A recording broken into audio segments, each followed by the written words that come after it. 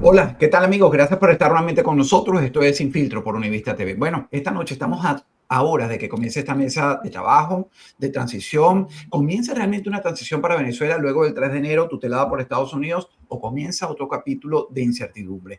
Realmente hay muchas preguntas que vamos a responder con nuestro invitado Pedro Pedrosa, analista político, que está buscando realmente Estados Unidos. ¿Qué busca el chavismo? ¿Qué busca la oposición? ¿Y qué debería estar exigiendo la sociedad venezolana antes de confiar en esto? Le damos la bienvenida a nuestro invitado Pedro. La verdad es que aquí en Estados Unidos y desde Venezuela hay muchos que han descalificado de esta mesa. Grupos políticos, incluso de María Corina Machado, que quedaron por fuera, no participan. La filtración de algunos nombres que son desconocidos, incluso para nosotros que somos venezolanos, nos deja ver que se está trabajando con operarios de partidos. El de Leopoldo López, por un lado, y de Enrique Capriles, quienes fracasaron en sus intentos de cambiar el país y jugaron a elecciones, jugaron a un juego de cohabitación, entiendo yo, con que ha fracasado. La historia cambia el 3 de enero, pero mañana, 1 de agosto, ¿qué cambia para ti? ¿Con qué estás de acuerdo y en desacuerdo? Bueno, mañana lo que hace es evolucionar el plan que tienen los Estados Unidos, que no creo que tengan toda la información necesaria, pero que se ven obligados a hacer algo porque ya han transcurrido, como tú has dicho, 6 meses desde la captura de Nicolás Maduro y se empieza a sentir la angustia entre la sociedad venezolana que no ve un cambio real. Entonces hay que dar ciertos alicientes. ¿Esto va a dar resultados en el corto plazo? Para nada. Y estamos volviendo a los inicios del chavismo, porque los personajes que están involucrados en estas negociaciones representan a la cúpula opositora del chavismo, a la cúpula opositora al chavismo hacia el año 2000. ¿Qué puede exigir la oposición venezolana? Pues absolutamente nada, porque tienen 27 años sin hacer nada. Lo que les queda es hacer silencio y sentarse en donde les digan que se tienen que sentar. Eso es un buen punto y fíjate, yo creo que Estados Unidos está haciendo algo que le gritaban desde los sectores opositores en Venezuela, porque el chavismo, Delcy, su hermano y Diosdado Cabello están cómodos trabajando bajo las órdenes que está dictando Estados Unidos. Lo estamos viendo muy cómodos. A pesar de todo, Diosdado sigue con sus programas, sigue la persecución, sigue metiendo presos, no sueltan a la exigencia de los 500 que aún permanecen, presos políticos. Estamos viendo un mismo status quo. ¿Será que Estados Unidos va a comenzar este proceso que era la tercera fase del plan con 3 puntos? Y bueno, para complacer a los venezolanos, a estos sectores que lo están pidiendo, vamos a hacerlo, para que no digan que nosotros nos queremos adueñar de Venezuela y queremos hacer y que somos ta. Lo que pasa es que Estados Unidos todavía no ha salido de la primera fase, pero este tipo de cosas lo que son es alicientes que tienen más carácter propagandístico que cualquier otra cosa. Es para dar la sensación de que se está avanzando, pero es que quién puede imaginar, lo mismo le digo a los cubanos, que eventualmente ocurra algo en Cuba, ¿quién puede imaginar que un país después de 30, después de 60 años de destrucción puede estabilizarse en apenas 6 meses? Es mentira, eso no va a ocurrir. Y sí, bueno, irán tomando algunas medidas de este tipo para dar la sensación de que se está avanzando en alguna dirección. Probablemente lleguen a algunos acuerdos. ¿Qué quiere el chavismo? Sobrevivir. ¿Y qué quiere la oposición? Meterse en el mismo saco que está el chavismo para chupar de la mamandurria, como dicen aquí en España, para pegarse a la teta. Una teta que en esta oportunidad va a estar tutelada. O sea, que no es que no, que los 13.000 millones. Por ahí hay una chica venezolana que más progre, que creo que estaba en Univisión, no sé en qué canal, María, no me acuerdo el nombre de ella. Ella me entrevistó en una oportunidad, llorando por 13.000 millones de dólares, como anda Chatén, como andan un poco, he dicho, eso, hasta donde sé, está metido en un fondo, ¿verdad? Que es una operación que hace los Estados Unidos cuando hacen este tipo de operaciones en otros países. Que lamentablemente que hemos perdido la soberanía y tal, pues no nos toca más que llorar la soberanía perdida, pero es que no supimos salvaguardarla. Entonces, y ojo, entre otras cosas, Alejandro, esto que está sucediendo fue negado por la oposición venezolana por todo el tiempo, porque ¿sabían qué? Porque sabían que no iban a tener acceso a las ubres de las cuales han mamado durante los últimos 60 años, ellos antes y ahora el chavismo. ¿Hasta dónde crees que va a llegar esta influencia? Porque lo que relatas es totalmente cierto. ¿Se está pensando que Trump se está robando el dinero? No, está pues designado Wright precisamente para ese manejo. Hay fondos, no es del Ciro Rodríguez. Por primera vez la hacienda pública se la ha quitado porque la gente no termina de entender, Pedro, que el tutor y quien inició esta operación, y no era por derechos humanos, no era simplemente porque nosotros los venezolanos no los merecíamos, se había convertido Venezuela en un foco de inseguridad, Desestabilización. de desestabilización. Estados Unidos toma las medidas que estos grupos políticos que tú estás definiendo no lo hizo. Pero entonces, mirando, ya esto creo que mucha gente lo ha entendido, mirando mañana 1 de agosto, ¿hasta dónde crees que sea la influencia de Washington en esos 20 personajes que vamos a ver en esa mesa? Bueno, Washington debe haberle puesto los puntos sobre las IES a las agendas de los dos grupos. ¿Ok? Miren, ustedes se van a sentar y van a estar tanto tiempo y de sus conversaciones va a salir esto, esto, esto y esto. Que hay que entender algo, ¿no? O sea, Venezuela nunca va a volver a ser un país como lo fue, o no por lo menos en los próximos 100 años. Es que el problema, Alejandro, es que los políticos que tenemos siempre han querido pegarse la medalla inmediatamente. Aquí nadie se ha sentado a pensar en un proyecto de país a 30, 50 y a 100 años, en el cual nos pongamos de acuerdo todos y que pase quien pase. Entonces, ahora toca sentarse a pensar en eso, cosa que no van a hacer estos individuos, porque estos son miopes, no. Esto es miopía con estrabismo, astigmatismo y todos los demás. Son incapaces de ver más allá de donde tienen la punta de la nariz. Y entonces, por supuesto que les habrán dicho, ustedes van a llegar a estos acuerdos. ¿Cuánto va a durar eso? Eso es lo preocupante, porque esto dura lo que dure la administración Trump. Yo creo que en una eventual administración demócrata dentro de 2 años y medio, que creo que ya en noviembre quedan 2 años, los demócratas van a asegurar el tema económico petrolero, asegurarlo y lavarse las manos con el tema político. Van a decir, bueno, vayan a elecciones. Porque recordemos que ya tanto las primarias que se hicieron en 2023 como las elecciones a las que se asistieron en 2024 fueron una exigencia del Departamento de Estado, que estaba Anthony Blinken, que les dijo, mire, la situación que ha dejado Trump es insostenible, tienen que hacer algo para movilizar y para tal. Y entonces fue que terminamos haciendo lo que se terminó haciendo. Entonces, aquí algo importante, Alejandro, es que entendamos que la soberanía es algo que se ejerce o se pierde. En Venezuela se perdió hace mucho tiempo. Entonces, todos estos que están llorando ahorita como plañideras, que andan buscando a Dios debajo de las piedras, señores, ustedes fueron los que la pusieron la torta, por no decir la otra palabra, ¿verdad? Y ahora les toca agarrar, sacar la lengua y limpiar esa torta que pusieron con la lengua y en el piso. Bueno, fíjate que comienza una nueva etapa. Evidentemente, después de los 6 meses, ya hemos y entendemos y creo que coincidimos en el tema de lo que se ha hecho. No ha terminado la primera fase, evidentemente. Comenzaron a criticar, cuestionar al presidente estadounidense y a su administración porque no estaban haciendo elecciones, porque se estaban usufructuando nuestra identidad como país. Bueno, los estás complaciendo. Una mesa que arranca, que tendrá una hoja de ruta para ti, o como tú has señalado, a cada uno tiene los puntos sobre las i. Mira, esto vas a hacer tú, vas a decir, y extendemos el tiempo mientras se va trabajando. ¿Qué te gustaría que, por lo menos, yo aspiraría a que todo se hiciera público? Sí, es trascendental para Venezuela e incluso para la comunidad estadounidense. Estamos a la vuelta de la esquina con este proceso electoral. ¿A ti qué te gustaría que saliera, ya entendiendo cómo va esta mesa, qué ocurriera allí? Mira, a mí me gustaría que saliera una eventual, por decir algo optimista, ¿no? Una eventual junta de gobierno que sea tan interina como Delcy.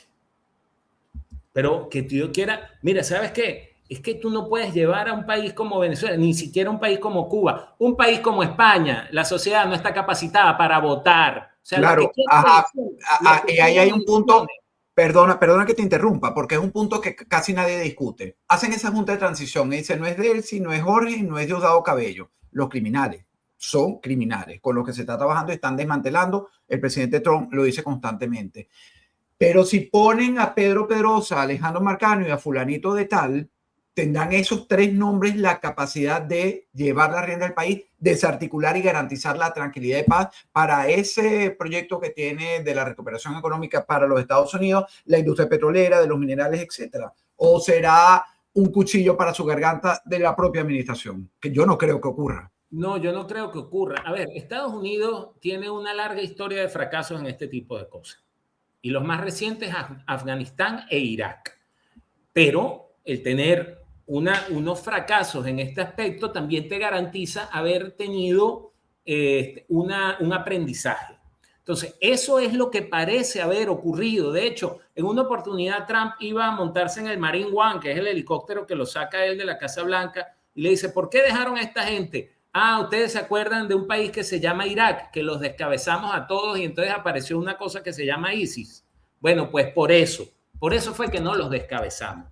Entonces, si hay algo que a mí me preocupa es que no se haya iniciado un proceso de purga o por lo menos de saneamiento de la Fuerza Armada y que no se vea, por un lado, una reinstitucionalización de la Fuerza Armada, que todos andan con el que te conté así apretadito y dispuesto a obedecer a quien sea. Ahí estaba el chupamedias de Hernández Apchi, que decía patria, socialismo, muerte, y el otro día estaba oliéndole al general Donovan ahí, que casi que le da un besito y tal. Entonces, como todos están así, ¿por qué? Porque tú necesitas organizar ¿cómo se llama? El monopolio de la violencia del Estado. ¿Para qué? Para entonces empezar a combatir a todos los demás grupos que tú sabes que el Estado ha estado manejando e irlos desmantelando con un poco de mano zurda y con un poco de enfrentamiento. Pero en todo caso, Alejandro, lo que tenemos que estar claros es que esto no va a quedar en manos de venezolanos por mucho tiempo. Y afortunadamente, ¿ok? Porque si sale Estados Unidos, entonces, qué antipatriota, qué tal. No, mire, nadie se va a batir aquí conmigo con el tema de patriotismo porque yo me formé para servir a ese país, ¿ok? Y lamentablemente, o por fortuna, las cosas me fueron llevando hacia otro lado. Y hoy lo que digo es que no hay patria sin comida, ¿ok? Y que la gente en Venezuela, aún y después de los terremotos todavía, está comiendo excremento. Y no está bien.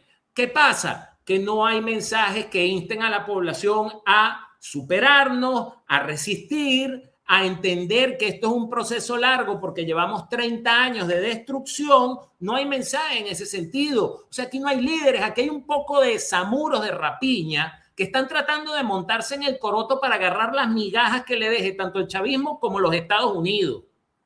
Y eso es lo más preocupante. Bueno, fíjate, esas migajas será con lo que se quedarán. Hay una realidad, y una realidad es que los que están dirigiendo este tutelaje después de este enero son los criminales del chavismo. ¿Hasta dónde crees tú o cómo crees tú que sea lo que ceda ese chavismo fuerte todavía que controla la Fuerza Armada Nacional, toda la estructura de milicianos, de la represión? ¿Qué está dispuesto a ceder el chavismo y a cambio de qué crees que hayan seguido trabajando para ceder? ¿Qué los tiene ahí contra la pared realmente según tu lectura? Coño, ¿cómo que los tiene contra la pared, Alejandro? Bueno, no fue suficiente haber agarrado y acabado con todo en 2 horas y llevarse al jefe de Estado. No, en pocos minutos, Pedro, pero resulta que hay muchos venezolanos que no lo entienden, todavía no terminan de entender. Mira, el aparato represivo del régimen, o por lo menos el estandarte principal del aparato represivo del régimen, que era la Fuerza Armada, el sostén, el poder descansa sobre las bayonetas, eso se quebró, ¿ok? Eso ya no tiene capacidad de absolutamente nada. Lo vimos en el terremoto, que los tipos agarraban y se querían agarrar, no sé, $200,000 que se conseguían, y la gente les reviraba, mira, fuera aquí y tal. O sea, eso se quebró. ¿Qué va a buscar el chavismo? ¿O qué sería lo inteligente, no? Porque hay que entender algo. Todo que los chavistas son brutos. No, brutos no son. Inteligentes tampoco, pero astutos. Si yo pensase, si yo estuviese en las botas de un chavista, ¿qué debe estar buscando Diosdado, Delcy, Jorge y la cúpula chavista? debe estar buscando sobrevivir, o sea, debe estar buscando una salida honrosa y dejar a los cuadros menos radicales del chavismo como un actor político. Eso sería mansa y dócilmente aceptado por cualquier opositor mediocre venezolano. Bueno, decir cualquier opositor mediocre venezolano es hablar prácticamente de toda la oposición política venezolana. Entonces, ¿quiénes emergerían? Gente como, no, Héctor Rodríguez, ¿verdad? Es que yo ya los nombres, pero sabes, esos cuadros de que eran las juventudes del chavismo en la época que nosotros estábamos allá y que ahora tienen cierto estatus, el canciller Gil Yanes o como se llama, esa gente sería la que quedaría preservando el chavismo como fuerza política en Venezuela. Entonces, dentro de esa cúpula que va a buscar sobrevivir, Estados Unidos no debería permitirle sobrevivir a todos. Tiene que agarrar un emblema. ¿Y cuál sería ese emblema? Diosdado Cabello. Tiene que, no sé qué le va a pasar, pero Delcy deben estar por ponerle una estrella en Langley, ahí en la sede de la CIA, ¿sabes? Que le ponen, el Delcy en cuanto salga de Venezuela le van a poner una estrellita en Langley. Yo no sé si es a Delcy o a Jorge, pero a uno de los dos. Esos probablemente sí salven el pellejo y puedan irse a desaparecer en un exilio dorado en donde no sabremos ni siquiera dónde están. Pero Estados Unidos tiene que mostrar trofeos, tiene que mostrar trofeos del chavismo, tiene que garantizar la existencia del chavismo como fuerza política. Eso es algo con lo que la oposición va a estar absolutamente de acuerdo, porque lo que les interesa es seguir repartiéndose el país, y los que tienen el know-how de cómo repartirse el país ahorita son los chavistas. Entonces, por eso es que ellos se necesitan, son simbióticos. O sea, es una dependencia mutua y recíproca. Y bueno, no habíamos alcanzado el final porque precisamente no los han demostrado. Lo que ha hecho María Corina Machado después de un mandato también del presidente Trump o de la administración que va a tener su momento, no han entendido. Y creo que hay un gran temor a que esta mesa y este trabajo de Estados Unidos triunfe. Fíjate, la revista Time ayer le hace una entrevista a Delcy Rodríguez y ella evita hablar de las elecciones nuevamente. Dice que eso ocurrirá cuando llegue el momento. Y es lo que me lleva a mí a pensar que este trabajo que comienza mañana 1 de agosto habla exactamente de un trabajo tutelado para organizar y planear una hoja de ruta y complacer a muchos detractores de lo que se comenzó el pasado 3 de enero. ¿Quién es el que más temor debe tener hoy día a el éxito de esta mesa? ¿El chavismo o sectores de la propia oposición? Mira, lo que pasa es que, sectores. ¿Qué sectores? Bueno, los que no están convocados a esta mesa, porque esta gente que está ahí, de una u otra forma, está recibiendo un reconocimiento tácito como actor político por parte del director de la orquesta. Que de paso, o sea, hay que entender algo.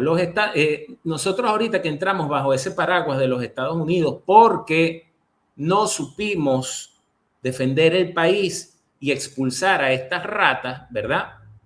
Tenemos que entender que Estados Unidos es como un papá que tiene 8 o 9 hijos y entonces nos atenderá cuando nos toque. ¿Ok? Ellos seguirán, pero Venezuela, siendo que se actuó sobre Venezuela porque significaba un foco de desestabilización regional, tampoco somos la prioridad número 1 de la administración Trump en este momento. Ellos sí tienen que mostrar logros. Creo que ya se tomaron el tiempo para dejar eso así, porque ya para efectos de las elecciones de medio término no mostramos, la administración Trump no va a mostrar otro logro que no sea la captura de Maduro, pero esto es un proceso que va a llevar tiempo. Yo me pregunto si algún venezolano en su sano juicio está pensando en que elegir entre el cáncer y la leucemia garantiza algo. O sea, valga la metáfora.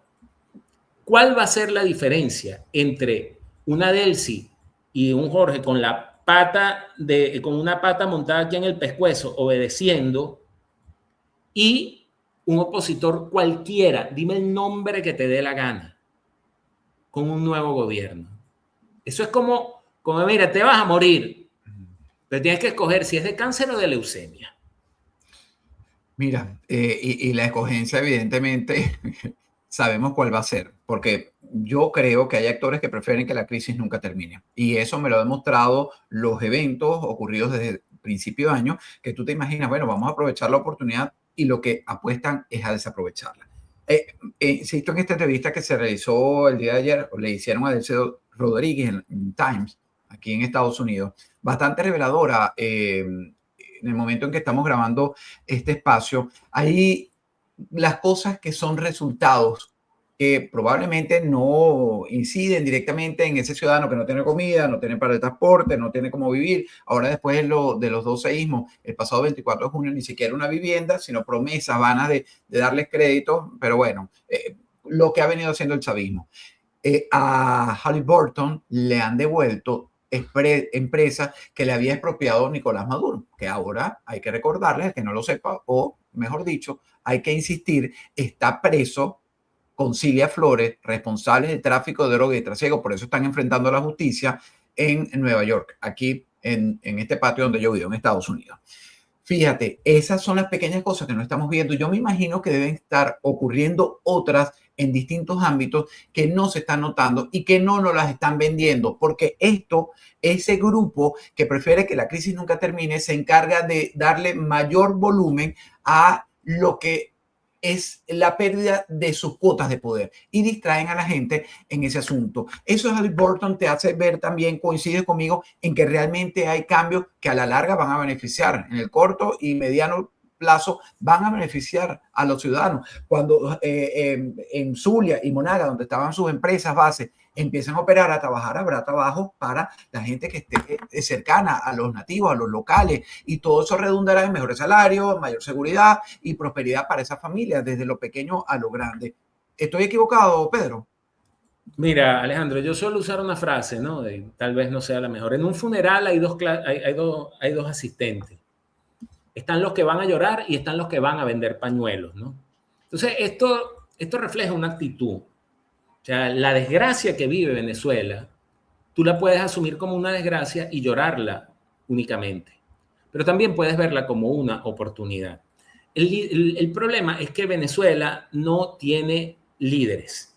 Porque si en Venezuela hubiese líderes, hubiese un liderazgo que estuviese impulsando ya pasó lo peor, viene la recuperación. Yo creo que digo esto porque con todo lo doloroso y con que nunca, al igual que con la tragedia de Vargas, con que nunca sabremos el número exacto de fallecidos y desaparecidos a causa de los dos terremotos, pero esa es una oportunidad para que Estados Unidos entre con toda la fuerza que tiene, tanto para rescatar esas zonas como para empezar a hacer cosas en el país. Ahora, una vaca, por hacer otra metáfora, una vaca que tú has tenido abandonada en el potrero, que tiene las ubres secas y que la quieres rescatar, no empieza a dar leche de la noche a la mañana. Es decir, Venezuela, con todo y que sigue produciendo petróleo, eso no está llegando a la gente porque todos los mecanismos de libre mercado, de existencia de un comercio sano, de garantías de seguridad para que de repente el que tiene la tienda de oportunidad en la estación de servicio pueda estar 24 horas abierta y no tenga que cerrar a las 6 de la tarde por el AMPA, todo eso está destruido. Y entonces eso cuesta tiempo rescatarlo. Si en Venezuela hubiese líderes, estarían apuntando a mostrar esas cosas. No estarían desde su más absoluta mezquindad señalando que si no hay elecciones no hay democracia. Y hablando de todo un poco, ¿sabes qué? A mí la democracia ya me tiene un poquito obstinado porque nunca se habla de la dignidad humana, ¿verdad? O de la libertad. Bueno, pero de la dignidad humana. O sea, ¿qué es más importante en este momento? ¿Que escojamos entre morir de leucemia o cáncer o que la gente empiece a trabajar, que empiece a llevar dinero a la casa, que empiece a poner comida encima de la mesa? Yo creo que eso es lo más importante. Si tú me preguntas a mí, que qué me parece, a mí me parece tan infame la señora Machado como las personas que van a ir a esa negociación. Me parecen que todos son ratas del mismo pozo. pero hay un actor que es el que está tutelando la cuestión que tuvo que escoger con qué iba a jugar. Y la señora Machado jugó posición adelantada, le olieron lo estafadora que es cuando fue a entregarle la medalla del Nobel al presidente de los Estados Unidos, a Donald Trump, y dijeron, contigo no vamos. Y una señora que además se hace llamar la líder de la oposición cuando es incapaz de que las personas que se van a sentar ahí digan, mira, es que nosotros necesitamos de ella. Y a ninguno de ellos le interesa llamarla porque ella los desprecia a todos, como todos ellos la desprecian a ella. Entonces aquí alguien dijo, bingo, quédate tranquilito que a ella la van a sacar. Y ahí están los nuevos actores. ¿Serán capaces de deshacerse de su mezquindad? Yo no lo creo.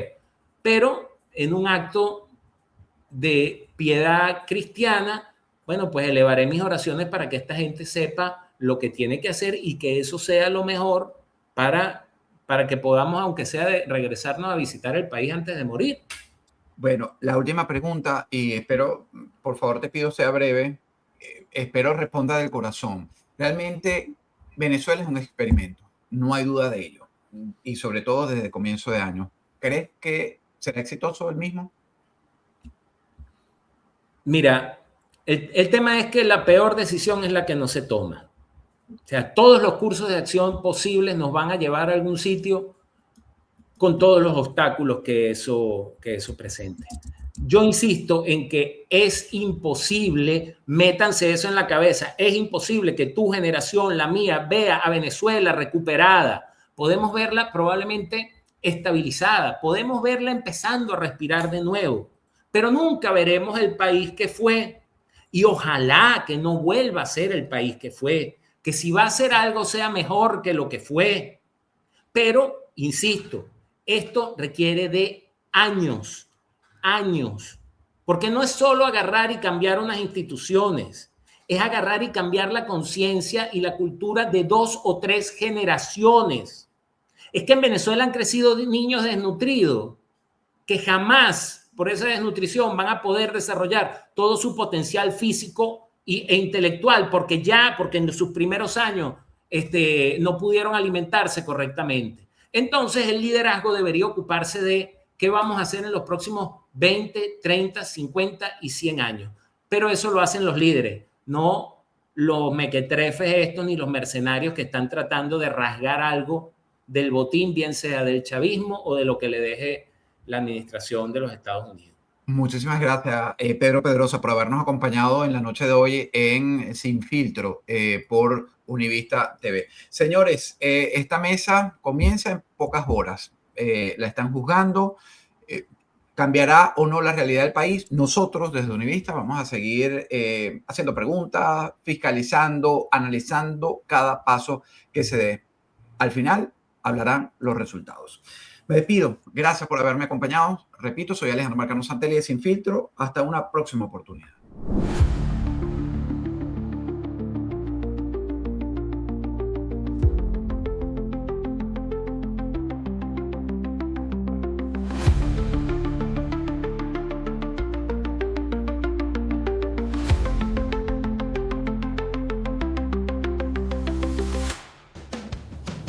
Hasta el mejor conductor tiene un mal día. Nadie espera un accidente, pero cuando ocurre, la pérdida se siente. Sin protección, un pequeño instante puede convertirse en un gran problema. En Univista Insurance entendemos lo que está en juego. Con nosotros, tu tranquilidad se convierte en parte del camino. Como Maggi, asegúrate con los mejores. Univista Insurance, su mejor opción. El 30 de abril del 2025 solo había tierra y planos, además de un sueño nacido con la esperanza de transformar una comunidad. Un año después, ese sueño ya tiene forma. Cada pared levantada, cada paso dado, cada día de trabajo fue construido pensando en las familias de Alaparo, porque cuando una comunidad crece, crecemos todos. Hoy, Unicapro Alapara representa mucho más que una nueva construcción.